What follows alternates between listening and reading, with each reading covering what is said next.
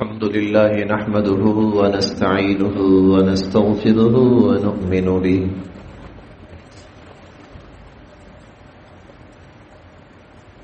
ونؤمن به ونتوكل عليه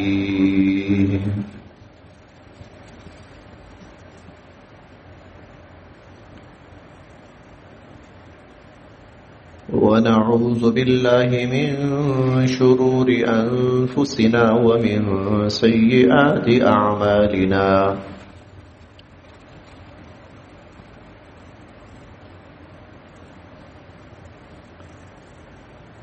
من يهده الله فلا مضل له ومن يضلله فلا هادي له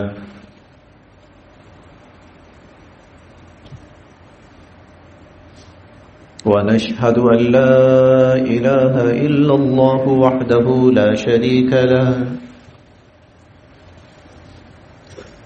شريك له ولا نذير له ولا مثال له ولا مثل له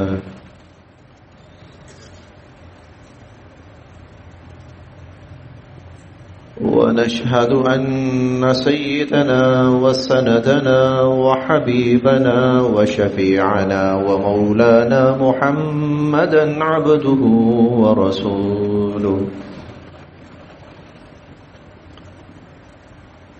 صلى الله عليه وعلى آله وأصحابه وبارك وسلم تسليما كثيرا كثيرا.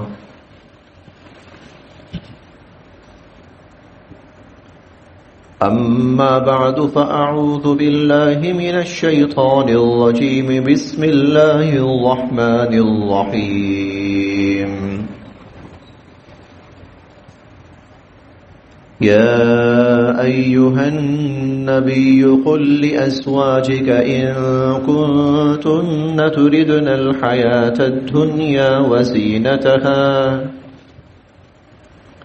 فتعالين أمتعكن وأسرحكن سراحا جميلا. وقال تعالى وقرن في بيوتكن ولا تبرجن تبرج الجاهلية الأولى وأقمنا الصلاة وآتينا الزكاة وأطعنا الله ورسوله إنما يريد الله ليذهب عنكم الرجس أهل البيت ويطهركم تطهيرا. وقال تعالى قالوا أتعجبين من أمر الله رحمة الله وبركاته عليكم أهل البيت. وقال تعالى قالت هل أدلكم على أهل بيت يكفلونه لكم وهم له ناصحون. صدق الله العلي العظيم وبلغنا رسوله النبي الكريم الأمين ونحن على ذلك لمن الشاهدين والشاكرين والحمد لله رب العالمين.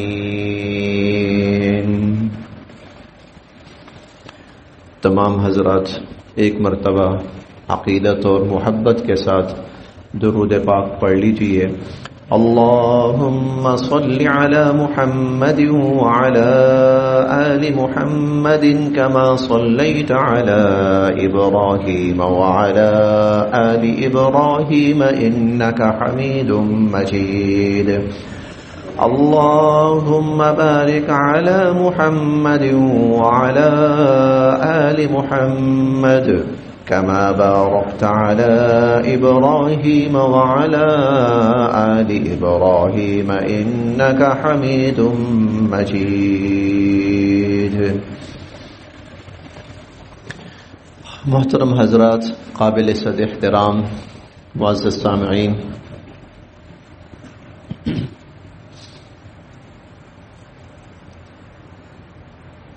قرآن کریم نے ایک اصطلاح استعمال کی ہے،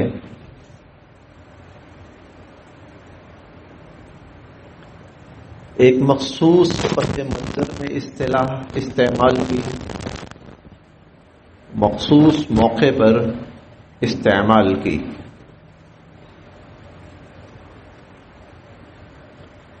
لیکن ہمارے یہاں وہ جو اصطلاح ہے اسے اپنی اصل جو بنیاد ہے اس سے ہٹا کر بیان کیا جاتا ہے اور پیش کیا جاتا ہے، اور وہ جو اصطلاح ہے اس کا تعلق حضور صلی اللہ علیہ وسلم کی ذات اقدس کے ساتھ ہے، آپ کے گھرانے کے ساتھ ہے، آپ کے اہل و عیال، آپ کی اولادیں، آپ کی نسلیں، ان کے ساتھ ہے۔ اس اصطلاح کا استعمال پھر یہ ہوا کہ اس اصطلاح کو ایک لڑائی کی شکل میں پیش کیا جانے لگا۔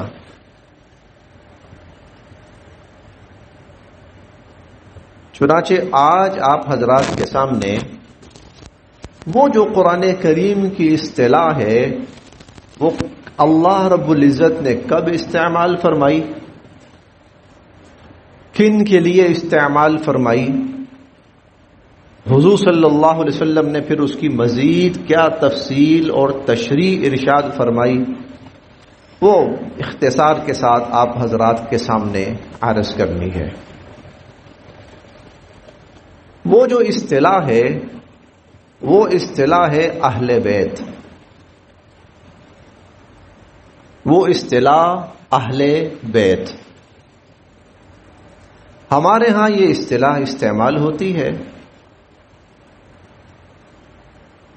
لیکن اگر اس کی تفصیل پوچھی جائے کہ اہل بیت سے کون مراد ہیں تو لوگ اس کا ایک بہت محدود سا اور 100% حقیقت سے ہٹا ہوا ایک تصور پیش کریں گے۔ آج آپ حضرات کے سامنے میں یہ قرآن کریم کی روشنی میں یہ پیش کرتا ہوں کہ اللہ تعالیٰ نے یہ اصطلاح استعمال کی ہے، کب کی ہے، کہاں کی ہے، کس کے لیے کی ہے۔ اس لیے میں نے قرآن مجید بھی رکھوایا ہے کہ میں کھول کے آپ کے سامنے وہ سورت، وہ آیات، وہ سارا رکوع پڑھتا ہوں کہ جس سے یہ سمجھ میں کم سے کم آئے گا کہ اصلاً یہ اصطلاح اللہ رب العزت نے کس کے لیے استعمال فرمائی، کیونکہ کسی بھی حقیقت کی اصل بنیاد وہ قرآن مجید ہے۔ کسی بھی حقیقت اگر وہ بنیاد قرآن مجید میں موجود ہے تو قرآن مجید کو اصلاً رکھا جائے گا، مقدم رکھا جائے گا، پھر اس کے تناظر میں اس کی جو بھی تفصیل اور تشریح ہوگی وہ قابل قبول ہوگی۔ لیکن اگر کسی چیز کی تفصیل قرآن سے ہٹ کر ہے کہ قرآن کریم کا فرمان کچھ اور ہے اور لوگ اس کا تصور کچھ اور بنا رہے ہیں تو لوگوں کا تصور قابل قبول نہیں ہوگا۔ قرآن کریم کی اصطلاح اور اس کی تفصیل وہی مقدم اور قابل اعتماد اور مستند ہوگی۔ یہ سورہ الاحزاب ہے، سورہ الاحزاب یہ 21ویں پارے میں بھی ہے اور 20ویں پارے میں بھی ہے۔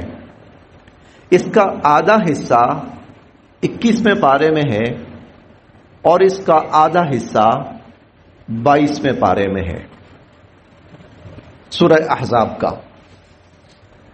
اس سورہ احزاب میں اللہ رب العزت نے پورا ایک رکوع نازل فرمایا۔ میں وہ رکوع پڑھتا ہوں، پھر آپ کو ساری بات خود بخود سمجھ میں آ جائے گی، شاید مزید تفصیل کی ضرورت بھی نہ رہے۔ یہ رکوع ہے سورہ الاحزاب کا چوتھا رکوع ہے اور 21ویں پارے کا آخری رکوع ہے۔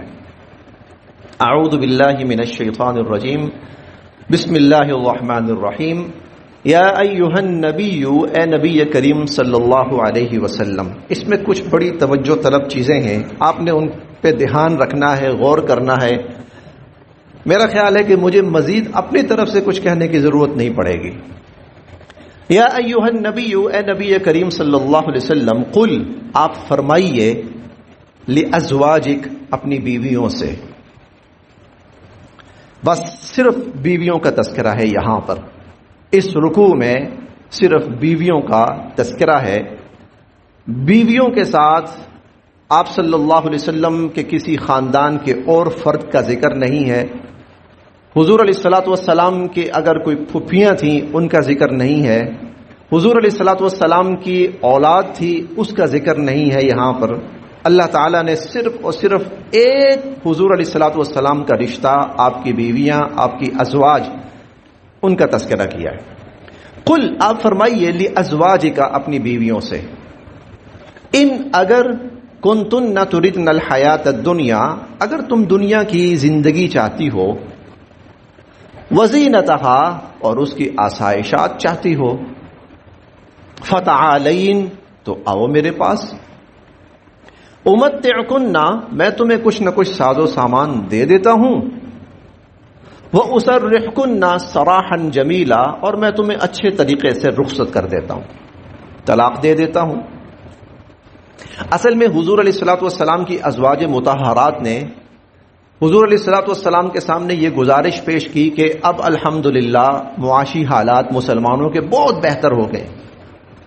پہلے معاشی حالات بہت تنگ تھے تو ہم تنگی ترشی میں گزارا کر رہے تھے، ٹھیک ہے، ہمیں کوئی اعتراض نہیں تھا، لیکن اب تو الحمدللہ معاشی حالات بہت بہتر ہو گئے. اچھا کھانا بھی لوگوں کو مل رہا ہے، رہائشیں، اپنے کاروبار کر لیے، کھیتی باڑی، لباس اچھے ہو گئے سب. لیکن ہمارا جو معاملہ ہے وہ ابھی تک جوں کا توں چل رہا ہے. ہمارے ہاں اب بھی وہی حال ہے کہ کپڑے ہیں تو پرانے پیون زدہ ہیں، اور پاؤں میں جوتی ہے تو کبھی نہیں ہے، اور مہینہ مہینہ 2 مہینے گھر میں چولہا نہیں جل رہا. تو حضور علیہ الصلوۃ والسلام کی خدمت میں آئیں، گزارش کی کہ اللہ کے نبی ہمارے لیے بھی کچھ بہتری پیدا فرمائیے، ہمارے بھی کوئی کھانے پینے کے معیار میں تھوڑی سی بہتری ہو جائے، کوئی نان نفقہ ہے تھوڑا سا اس میں اضافہ ہو جائے. اور غالباً کہ کسی زوجہ محترمہ کی زبان سے یہ بھی نکلا کہ دنیا کے اندر تو کفار بھی ہیں، خواتین ہیں، ان کی کافر ہونے کے باوجود بڑی آسانی ہے، سہولت ہے، اور ہم نبی کی ازواج ہونے کے باوجود ہمارے لیے بے انتہا تنگی ترشی اور فاقوں کا عالم ہے. یہ پس منظر تھا. حضور علیہ الصلوۃ والسلام کو ناگوار گزرا کہ ان کی نظر دنیاوی اسباب، دنیا کی اشیاء، کھانے پینے، ان چیزوں پر ہے، آپ کو ناگوار گزرا. چنانچہ حضور علیہ الصلوۃ والسلام کچھ وقت کے لیے ازواج سے الگ ہو گئے. وہیں پر وہ بات بھی مشہور ہوئی کہ شاید آپ نے طلاق دے دی ہے. پھر اللہ تعالیٰ کی طرف سے یہ آیات نازل ہوئیں، ان کو آیات تخییر کہا جاتا ہے. لیجئے یہ پس منظر سامنے رکھیے اور آیات کا ترجمہ سنتے جائیے. یا ایھا النبی، اے نبی صلی اللہ علیہ وسلم، قل لازواجک، اپنی بیویوں سے کہیے، ان کنتن تردن الحیات الدنیا، اگر تم دنیا کی زیب و زینت چاہتی ہو، دنیا کی آسائشات، چیزیں چاہتی ہو، وزینتہا، اور اس کی آسائشات، فتعالین، آؤ میرے پاس، امتعکن، میں تمہیں کچھ نہ کوئی ساز و سامان دے دیتا ہوں، واسرحکن سراحا جمیلا، اور میں تمہیں اچھے طریقے سے، بھلے طریقے سے، شائستگی کے ساتھ میں تمہیں فارغ کر دیتا ہوں، یعنی طلاق دے دیتا ہوں.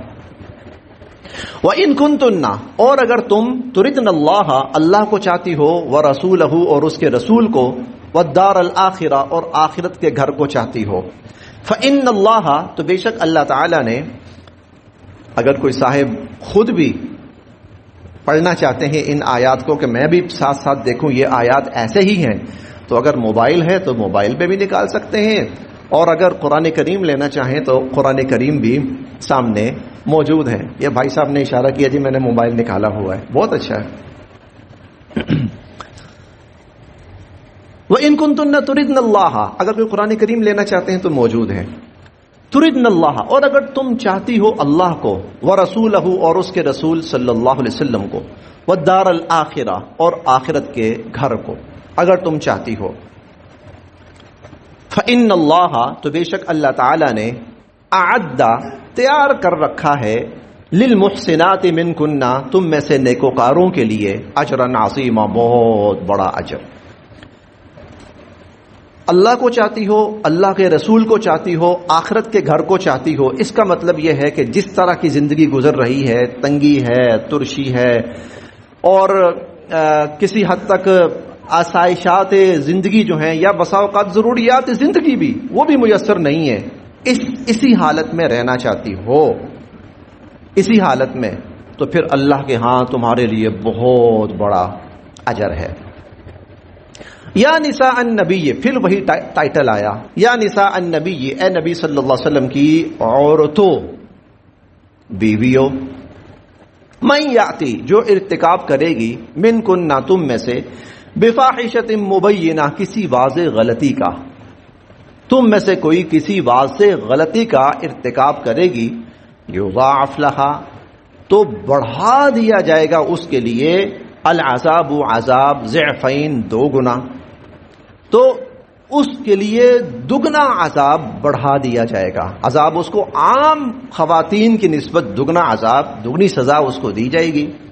وَكَانَ ذَلِكَ عَلَى اللَّهِ يَسِيرًا، اور ایسا کرنا اللہ پر بڑا آسان ہے۔ وَمَن يَقْنُتْ، ہاں، اور جو فرما برداری کرے گی، منکن، تم میں سے، للہ ورسولہ، اللہ اور اس کے رسول صلی اللہ علیہ وسلم کی، جو تم میں سے اللہ اور اس کے رسول صلی اللہ علیہ وسلم کی فرما برداری کرے گی، وَتَعْمَلْ صَالِحًا، اور نیک اعمال کرے گی، نُؤْتِهَا، ہم دیں گے اس کو، اجرہا، اس کا اجر بھی، مرتين، دگنا۔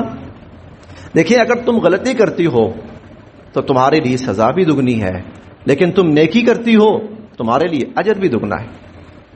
وَأَعْتَدْنَا، اور ہم نے تیار کر رکھا ہے، لہا، اس کے لیے، رزقاً کریما، بڑا عالی شان صلہ، جو نیکی اور فرما برداری کی زندگی گزارے گی۔ یا نساء النبی، تیسری دفعہ وہی ٹائٹل، اے نبی صلی اللہ علیہ وسلم کی بیویوں، ازواج مطہرات، حضور علیہ الصلوۃ والسلام کی ازواج، آپ کی بیویاں، لستن، نہیں ہو تم، کأحد من النساء، عام عورتوں کی طرح، تم عام عورتوں کی طرح نہیں ہو، ان اتقیتن، اگر تم تقوی والی زندگی چاہتی ہو، تقوی والی زندگی گزارو، تو فلا تخضعن بالقول، تو کسی سے بات کرتے ہوئے لہجے کو نرم نہ بنانا، نرم لہجے میں بات، فلا تخضعن بالقول، کسی اجنبی سے، یقیناً اجنبی مراد ہے، اجنبی سے بات کرتے ہوئے کسی نرم لہجے میں، لوچدار لہجے میں بات نہ کرنا، فیطمع الذی فی قلبہ مرض، ایسا نہ ہو کہ جس کے دل میں بدنیتی ہے وہ کوئی غلط امید پال لے۔ وقلن قولا معروفا، ہاں، جو بات کرو نا، بات صحیح کرو، بالکل معروف، نیکی، بھلائی، خیر کی بات کرو، لیکن لہجے میں سختی ہونی چاہیے تھوڑی سی۔ وقرنا، اور رہو، فی بیوتکن، اپنے گھروں میں، وقرنا فی بیوتکن، اور اپنے گھروں کے اندر ٹھہری رہو، ولا تبرجن تبرج الجاہلیت الاولی، وہ جو پہلے زمانے میں، جاہلیت کے زمانے میں عورتیں بن سنور کے نکلتی تھیں باہر، اس طرح نہیں نکلنا۔ وَأَقِمْنَا، اور قائم کرو، الصلاۃ، نماز، وَآتِينَا، اور ادا کرو، الزکات، زکات، وَأَطِعْنَا، اور فرما برداری کرو، اللہ کی، وَرَسُولَهُ، اور اس کے رسول صلی اللہ علیہ وسلم کی، اللہ اور اس کے رسول صلی اللہ علیہ وسلم کی فرما برداری کرو۔ ابھی تک جو آپ نے تقریباً یہ کوئی 4-5 آیات سنی ہے، اور ان میں اللہ تعالیٰ کا ایک واضح آپ نے خطاب سنا ہے، تو کیا محسوس ہو رہا ہے کہ یہ گفتگو کس سے ہو رہی ہے؟ کس کے بارے میں ہو رہی ہے؟ کہ میں تمہیں، اگر تمہیں دنیا کی آسائشات ہی چاہیے تو آؤ بھائی، میں تمہیں کچھ نہ کچھ دے دیتا ہوں، میں تو تم سے دنیا کا وعدہ نہیں کرتا کہ دنیا کے مال و اسباب تمہیں دوں گا، فراوانی دوں گا، میں تو ایسا کوئی وعدہ نہیں کرتا، آؤ پھر کچھ نہ کچھ جو ہے میں کچھ نہ کچھ دے کے تمہیں طلاق دے کے فارغ کر دیتا ہوں۔ یہ کس کو کہا جا سکتا ہے؟ بیوی کو، یہ بیوی کو کہا جا سکتا ہے۔ اے نبی علیہ الصلوۃ والسلام اپنی ازواج مطہرات سے کہیے، قل لازواجک، پھر خود مخاطب ہوئے اللہ تعالیٰ، یا نساء النبی، 2 دفعہ، یا نساء النبی، اے نبی صلی اللہ علیہ وسلم کی بیویوں، اے نبی صلی اللہ علیہ وسلم کی بیویوں، نماز قائم کرو، زکوٰۃ ادا کرو، اور حتی الامکان کوشش کرو اپنے گھروں کے اندر رہو، بلا ضرورت عورت کے لیے جائز بھی نہیں ہے وہ گھر سے باہر نکلے. اور کسی سے بات چیت کرنی ہو، اجنبی ہو، تو آواز کے اندر تھوڑی سی سختی ہو، اور وہ جو طبعی طور پر عورت کی آواز کی نرمی ہوتی ہے اس کو ختم کر دو، ختم کر کے ذرا سخت لہجے کے اندر بات کرو. یہ تھوڑا سا پس منظر سمجھ بھی رہے ہیں آپ، اور تقریباً یہ بات 100% سمجھ میں آ رہی ہے کہ یہ ساری گفتگو حضور صلی اللہ علیہ وسلم کی ازواج مطہرات سے متعلق ہے. یا نساء النبی جن کو کہا جا رہا ہے وہ حضور صلی اللہ علیہ وسلم کی ازواج ہیں، بیویاں ہیں. قل لازواجک، اپنی بیویوں سے کہیے، تو بیویاں مراد ہیں حضور علیہ الصلوۃ والسلام کی. اب اگلا جملہ سنیے، انما بے شک یرید اللہ، اللہ یہ چاہتے ہیں، لیذہبا دور کر دیں، عنکم الرجس تم سے رجس، رجس یعنی ہر قسم کی خامی. اللہ تعالیٰ یہ چاہتے ہیں کہ تم سے ہر قسم کی خامی دور کر دیں. انسانی جو مزاج ہے جب پیدا ہوتا ہے نا انسان، اس کے اندر بہت سی خامیاں ہوتی ہیں. انسان کے اندر فطری طور پر بھی بہت سی خامیاں ہوتی ہیں. پیدائشی طور پر انسان کے اندر لالچ ہوتا ہے، دنیا کی اشیاء کی طرف رغبت ہوتی ہے. جیسے تیسرے پارے میں اللہ تعالیٰ فرماتے ہیں کہ زُيِّنَ لِلنَّاسِ حُبُّ الشَّهَوَاتِ مِنَ النِّسَاءِ وَالْبَنِينَ وَالْقَنَاطِيرِ الْمُقَنطَرَةِ مِنَ الذَّهَبِ وَالْفِضَّةِ وَالْخَيْلِ الْمُسَوَّمَةِ وَالْأَنْعَامِ وَالْحَرْثِ، کہ انسان کو اچھی لگتی ہیں یہ چیزیں، طبعی طور پر اس کا میلان جاتا ہے ان چیزوں کی طرف، مال و دولت کی طرف، سونے چاندی کی طرف، گھوڑوں کی طرف، زمین جائیداد کی طرف، کھیتی باڑی کی طرف. ان چیزوں کی طرف انسان کا میلان طبعی طور پر جاتا ہے، اور انسان کے اندر ان چیزوں کے لیے کچھ نہ کچھ محبت ہوتی ہے. یہ فطری چیز ہے. قرآن کریم یہ بھی کہتا ہے کہ انسان پیدا کیا گیا تو اس کے اندر جلد بازی بھی ہے، صبر کی کمی ہے ذرا. تو یقیناً اے ازواج مطہرات، تو وہ جو فطری خامیاں ہیں کہیں نہ کہیں ہیں، لیکن اللہ تعالیٰ یہ چاہتے ہیں کہ نبی کی بیوی ہوتے ہوئے تمہارے اندر یہ خامیاں نہ رہیں، بلکہ یہ خامیاں اللہ تمہارے اندر سے دور کریں.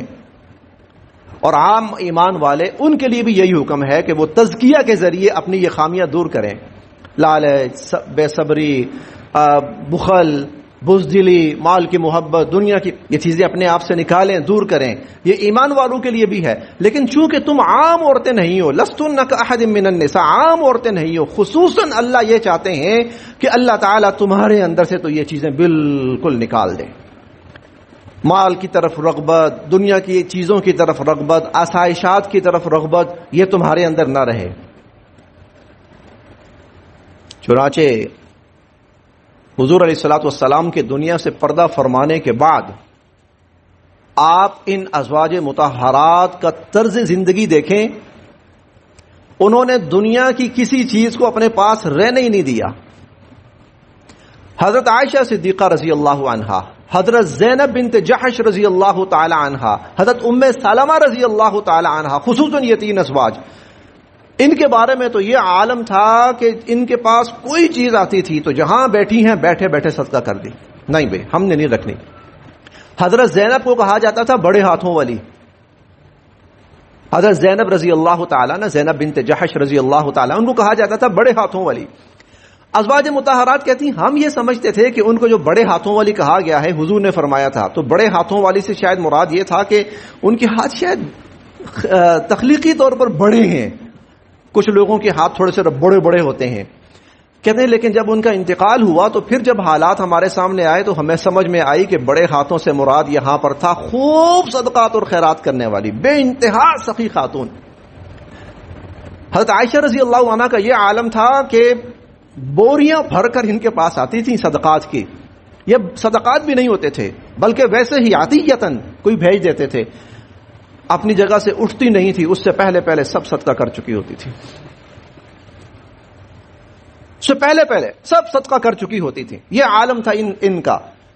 کوئی ان کے پاس جائیدادیں نہیں تھی، کوئی ان کے پاس مال و دولت نہیں تھا، بلکہ ایک موقع پر کافی زیادہ ان کے پاس اشیاء آئیں، سب صدقہ کر دیں. روزہ تھا، افطاری کا وقت ہوا تو کہنے لگیں کچھ ہے افطاری کے لیے. خادمہ سے کہنے لگیں، خادمہ کہنے لگی سب کچھ تو آپ نے بانٹ دیا ہے، اب کیا ہے؟ تو کھجورے بھی نہیں ہے دو کہ کم سے کم وہی لا کر آپ روزہ افطار کر لیں. یہ تھا. اللہ تعالیٰ یہ چاہتے ہیں کہ تمہارے اندر سے یہ جو ہوتا ہے نا مال کی محبت، اس سے پھر پتہ نہیں کتنے کتنے فتنے جنم لیتے ہیں، دنیا کی طرف رغبت، دنیا کی طرف خواہشات، نہیں. انما یرید اللہ لیذھب عنکم الرجس، اللہ تعالیٰ یہ چاہتے ہیں کہ تمہارے اندر سے یہ خامیاں دور کر دیں. اب اگلا لفظ ہے سننے والا، وہ ہے سننے والا. انما یرید اللہ لیذھب عنکم الرجس اہل البیت، اے اہل بیت، اے اہل بیت. اللہ رب العزت نے حضور علیہ الصلوۃ والسلام سے منسلک جو رشتے ہیں، حضور علیہ الصلوۃ والسلام سے منسلک رشتے، اللہ رب العزت نے ان رشتوں کے لیے پہلی دفعہ یہ لفظ استعمال کیا ہے اہل البیت. اب ذکر کس کا چل رہا ہے؟ حضور علیہ الصلوۃ والسلام کی ازواج مطہرات، ذکر ان کا چل رہا ہے اور لفظ استعمال کر رہے ہیں اہل البیت. تو اس سے معلوم یہ ہوا کہ اہل بیت کا اولن اور اصلاً جو مصداق ہیں وہ حضور صلی اللہ علیہ وسلم کی بیویاں ہیں.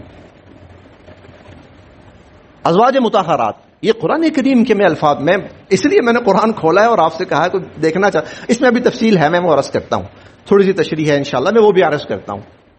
ہے اس میں آگے فرمایا وَيُطَهِّرَكُمْ تَطْهِيرًا، اور اللہ چاہتے ہیں کہ تمہیں بالکل پاک صاف کر دیں. اے حضور علیہ الصلوۃ والسلام کی ازواج، اے حضور علیہ الصلوۃ والسلام کی خواتین، اے آپ کی بیویوں، اللہ، اے اہل بیت، اللہ تم سے ہر قسم کی خامی کو دور کرنا چاہتے ہیں اور تمہیں بالکل پاک صاف کرنا چاہتے ہیں. اسی لیے حضور علیہ الصلوۃ والسلام کی ازواج کے ساتھ مطہرات کا جو لفظ بولا جاتا ہے وہ اس قرآنی اصطلاح کی بنیاد پہ بولا جاتا ہے. وَاذْكُرْنَا، آگے بھی پھر وہی بات چل رہی ہے. وَاذْكُرْنَ مَا يُتْلَىٰ فِي بُيُوتِكُنَّ مِنْ آيَاتِ اللَّهِ وَالْحِكْمَةِ، تمہارے گھروں کے اندر اللہ کی آیات، حضور علیہ الصلوۃ والسلام کے جو فرامین تلاوت کیے جاتے ہیں نا، تو ان کو یاد رکھو، ان کو یاد کرو، ان کو یاد رکھو، ان کو محفوظ رکھو. ان اللہ کان لطیفا خبیرا، اللہ تعالیٰ بہت مہربان بھی ہیں، خبر رکھنے والے بھی ہیں. لطیف کا معنی باریک بین بھی ہیں، لطف سے ہو تو مہربان بھی ہیں، خبیرہ خبر رکھنے والے. یہ پورا رکوع ہے اور یہ پورا رکوع حضور صلی اللہ علیہ وسلم کی ازواج مطہرات کے بارے میں بیان ہوا اور اس میں اللہ تعالیٰ نے ان کا تذکرہ کرتے کرتے کرتے کرتے کرتے اہل بیت کا لفظ استعمال کیا. اس سے معلوم یہ ہوا کہ اہل بیت کا اولی جو مصداق ہے وہ حضور صلی اللہ علیہ وسلم کی ازواج مطہرات ہے. اولی مصداق، پہلا مصداق، سب سے پہلے ازواج مطہرات. اہل بیت سے کون مراد ہیں؟ سب سے پہلے حضور علیہ الصلوۃ والسلام کی بیویاں. بلکہ قرآن کھولا ہی ہوا بھائی نے، ہم چلتے ہیں 14ویں پارے میں، وہاں تذکرہ چل رہا ہے حضرت، نہیں یہ 14واں پارہ نہیں ہے، 12واں پارہ، 12واں پارہ ہے. یہ تذکرہ چل رہا ہے حضرت ابراہیم علیہ السلام کا.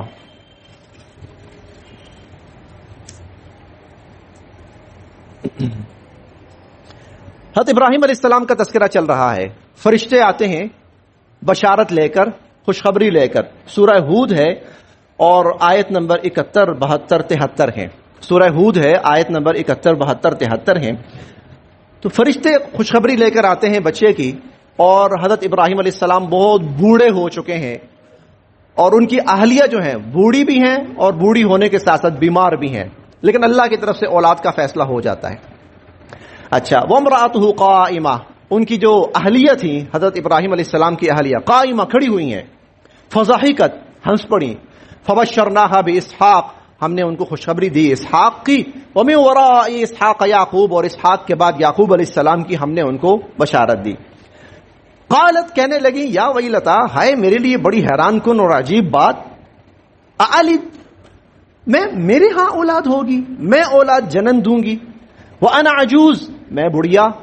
وہذا بعلی شیخا، اور میرے میاں جی دیکھو یہ بھی بوڑھے. حضرت ابراہیم علیہ السلام، ان ھذا لشیء عجیب، بڑی حیران کن بات ہے، اب تم تو بوڑھے ہو گئے ہیں، اب تو اولاد کا ہونا ممکن ہی نہیں ہے.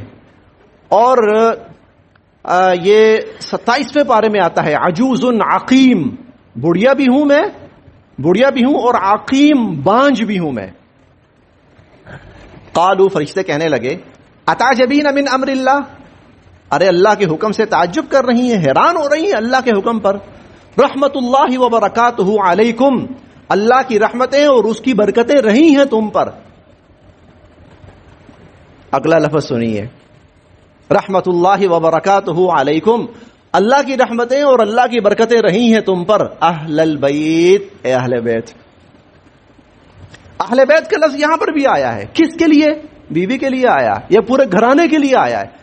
اس سے معلوم یہ ہوا کہ اہل بیت کا جب لفظ آئے گا سب سے پہلے اس کے اندر انسان کا جو اولی رشتہ کہہ لیجئے، قریبی رشتہ، بیویاں، وہ سب سے پہلے شامل ہوں گے. لہذا ہم جو کہتے ہیں اہل بیت اہل بیت اہل بیت، اہل بیت کون ہے؟ سب سے پہلے اہل بیت کے اندر اللہ رب العزت نے جو ترتیب قرآن کریم میں قائم فرمائی ہے اس میں حضور صلی اللہ علیہ وسلم کی ازواج مطہرات ہے سب سے پہلے. حالانکہ ہمارے ہاں جب اہل بیت کا لفظ بولا جاتا ہے تو حضور کی ازواج کو نکال دیا جاتا ہے اس میں سے. اہل بیت کا لفظ کچھ اور لوگوں کے لیے مخصوص کر دیا گیا ہے، وہ شامل ہیں، وہ لوگ ہیں.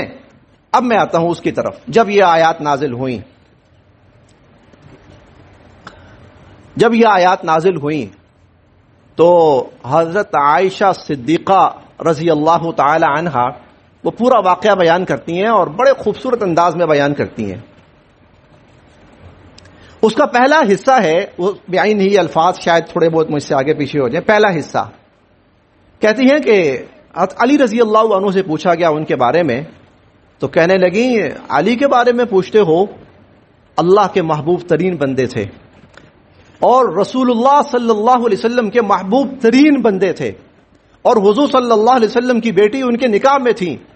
وَكَانَ أَحَبُّ النَّاسِ إِلَيْهِ، حضرت عائشہ رضی اللہ تعالی عنہا کے الفاظ ہیں حضرت علی رضی اللہ عنہ کے لیے. وَكَانَ أَحَبُّ النَّاسِ إِلَيْهِ، روئے زمین پر حضور صلی اللہ علیہ وسلم کو سب سے محبوب اور پسندیدہ علی تھے.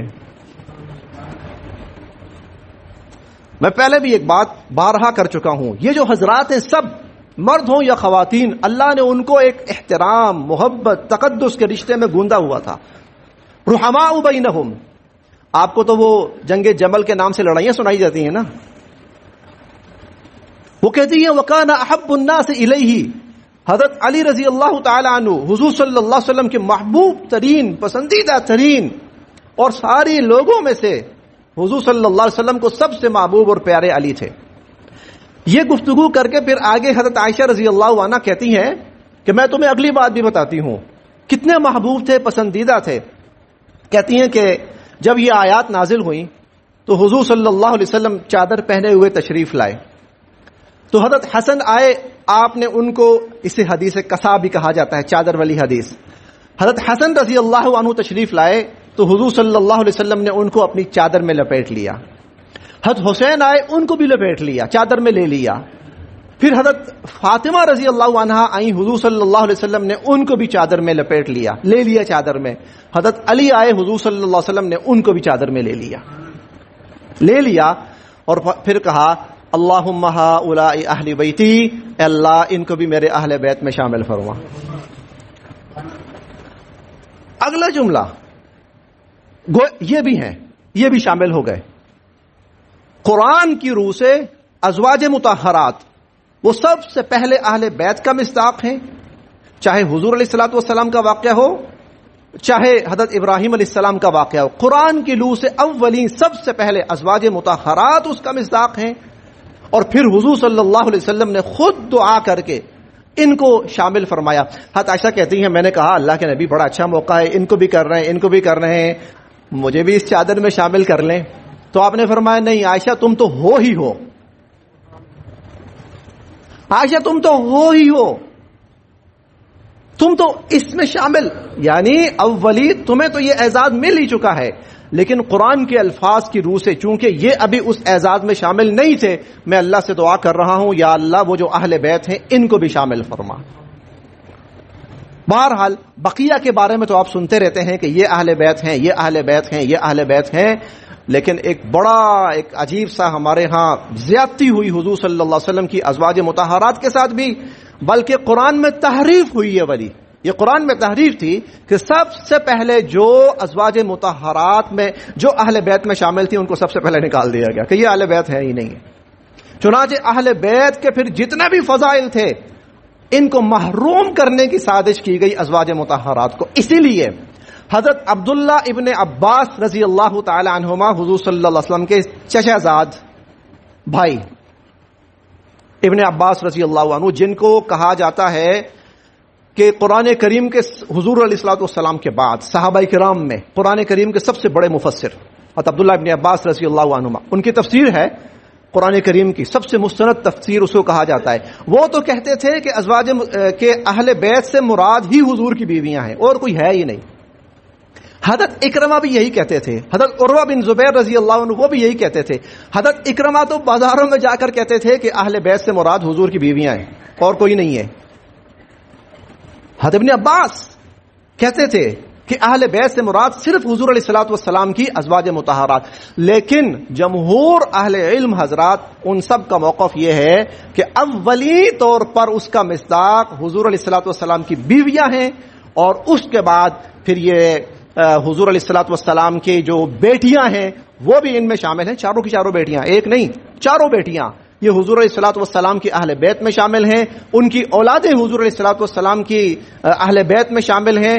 پھر خاص طور پر جن کو حضور علیہ الصلوۃ والسلام نے باقاعدہ دعا کر کے مانگا اور شامل کیا وہ بھی حضور علیہ الصلوۃ والسلام کے اہل بیت میں شامل ہیں. اللہ پاک ان تمام اہل بیت کی جس طرح محبت کا حق ہے، عقیدت کا حق ہے، احترام کا حق ہے، ہمیں اللہ پاک اس کو بجا لانے کی توفیق نصیب فرمائے. اور جو اہل بیت میں ہیں اللہ ہمیں ان سب کو اہل بیت سمجھنے کی توفیق نصیب فرمائے. جس دن یہ نقطہ سمجھ میں آ جائے گا نا تو یہ جو لڑائیاں اب شروع کروائی جا رہی ہیں نا، جو شام میں کروائی گئی، جو عراق میں کروائی گئی، اور شام اور عراق کو ٹکڑے ٹکڑے کر دیا گیا، 25 سے 30 لاکھ انسانوں کو آپس میں لڑوا دیا گیا، یہ خانہ جنگی یہ پاکستان میں کرنے کی کوشش کی جا رہی ہے. اور اس کے لیے بنیادیں یہ اٹھائی جاتی ہیں، فرقہ واریت کی بنیادیں. اللہ پاک ہمیں ایسے تمام ظالموں کے شرور سے محفوظ فرمائے. اللہ پاک ہمیں ایمان اور عقیدہ بھی ٹھیک نصیب فرمائے، اور اللہ پاک ہماری اس سرزمین کو ہر قسم کے شر و فساد سے محفوظ فرمائے. وآخر دعوانا ان الحمدللہ رب العالمین.